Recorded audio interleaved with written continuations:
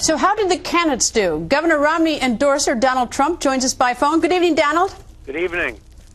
All right, I know you like Governor Romney since you've endorsed him, so let me go to the other three first. Let me go first to Senator Rick Santorum. Did he say anything tonight that changed your view about him, whether or not he would be capable or a good president of the United States? Well, I think he missed a great opportunity. He was sort of ready to go, and he never got it off. And I have to say, I really believe, not because I endorsed him, but I really believe that Mitt Romney had a very, very good night. He was decisive. He was quick. He was sharp. He knew what he was talking about. And I really think he had a great night. Do you think we are at that point, though, in the debates that everyone has chosen his horse, basically, that there's almost nothing that any of the candidates can do to change anything other than, of course, if there's a huge gaffe, that might sink someone's ship? Well, only the big gaffe. And, of course, the big gaffe, as you've seen throughout the various debates, can be possible. But only the big gaffe. I mean, we've heard it all. Obviously, what they've said, and they're going to say it 100 times again. And you wonder how many more times can we listen to this. But nobody did poorly tonight. But I thought Mitt Romney did great. I thought Newt was very good. And, frankly, I really think that Rick missed a great opportunity. People were waiting to see something, and I don't believe they saw it.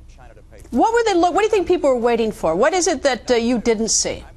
Well, you didn't see the decisiveness. You didn't see the leadership. You didn't see somebody really getting to Romney and, hurting Romney and hurting what Romney was saying. So I think that, it was a great opportunity that he had, and he certainly didn't do poorly, but he didn't knock it out of the park, and I think he had to. I really think that Mitt actually did, in fact, knock it out of the park.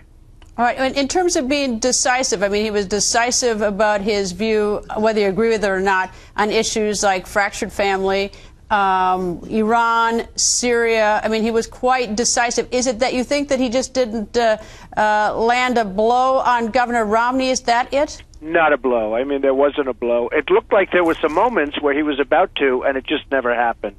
So I would say he certainly did not land a blow. All right. You said that Speaker Gingrich did well. What was it about him that you thought did particularly well? And actually, did your opinion change of him at all in terms of his ability to be a qualified president of the United States? Well, I like him to start off with. I've always liked him. He's a really good guy and a smart guy, and he's a big thinker. And I thought he came across very well tonight. But why? Well, I thought his thoughts were big. I think he thinks big. I also think he's a natural debater, always has been. He's been really good. I mean, he had the two debates which, frankly, were not like him, which were the ones that were very decisively won by Mitt Romney. But generally speaking, I think he's a very, very good debater. But I think his thoughts were large and they were good. And for instance, his thoughts on immigration, I think, were interesting, good, and well delivered. Do you think most people watch these debates looking to see who, quote, won in terms of almost like a sporting event? Or do you think people are looking for particular ideas or positions at this point? Well, I think a lot of people are watching to see if there's a train wreck, if you want to know the truth, like an auto race. They say that's not why they go, but that probably is down deep why they go. And there was no train wreck tonight. There wasn't a problem. But I think some did better than others, but I think Mitt Romney really did the best. Do you agree with me on this, that the three, like Romney, Santorum, and Gingrich, are more alike to each other, and that Representative Ron Paul is different from them? Well, Ron Paul's view on Iran having a nuclear weapon, I think he lost me completely there, and I think he lost a lot of other people. In fact, you even hear the boos from the audience as he's saying it. Nobody can live with that. And it's just too much. It's too dangerous. And if we allow that to happen, it's going to be a very rough time when we have to negotiate with them in 4 years from now, believe me.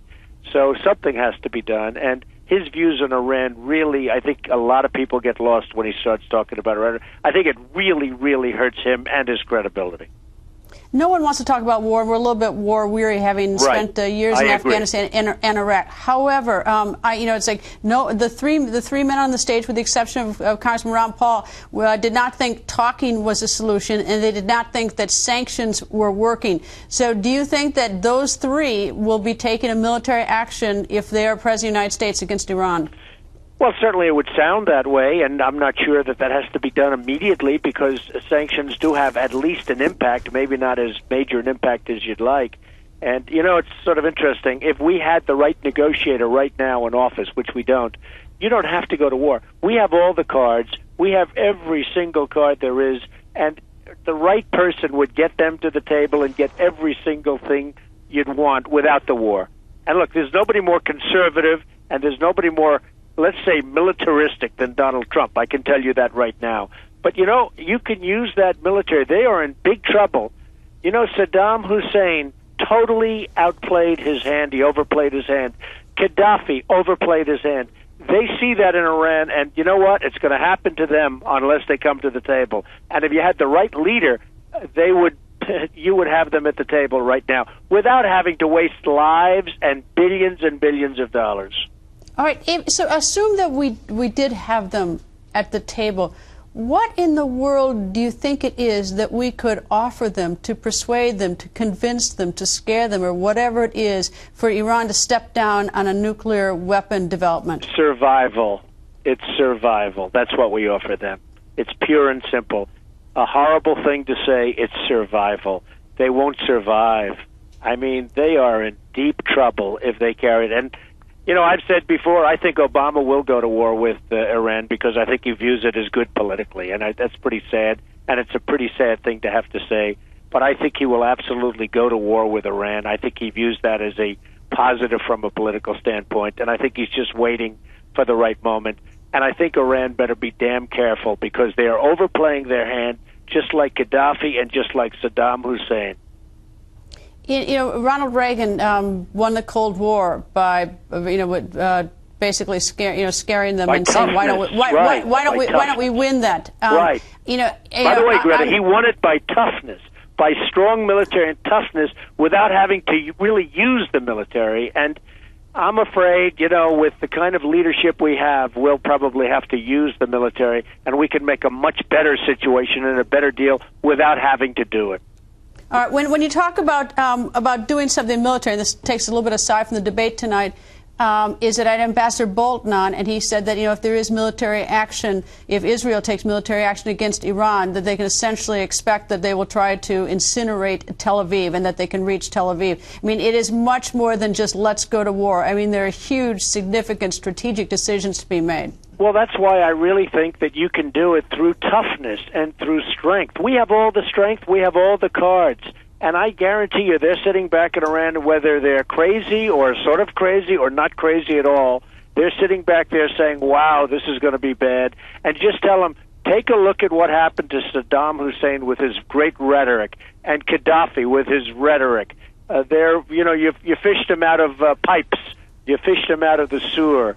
And it's going to happen again in Iran, and unfortunately it's going to happen probably that way, and there's no reason for it. If we had the right leadership, if we had the right negotiators, believe me, we can win every single thing and much more without having to do it, and without having to waste lives.